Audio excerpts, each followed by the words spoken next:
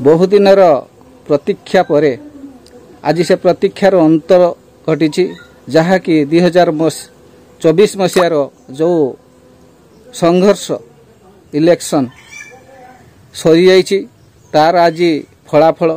एवं से फलाफल रे देखंतु किभली से माने साफल्य लाभ करचंती एवं बीजेडी कि बीजेपी आगुआ रहुछि ताहा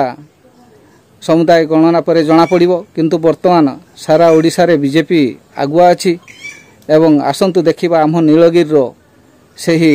2024 मसीहार इलेक्शन रो फलाफल कौ आड़ को जाउछि आसंतु ताहले सेही नीलगिरी रो सेही बीजेपी एवं बीजेडी मध्य रे होउथिबा संघर्षर फलाफल को देखिबा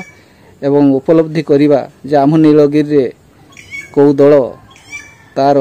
प्राधान्य विस्तार करछि। बीजेपी दल नीलगिरी रे आगरे थिबारु सेथिपई नाच एवं सांस्कृतिक कार्यक्रम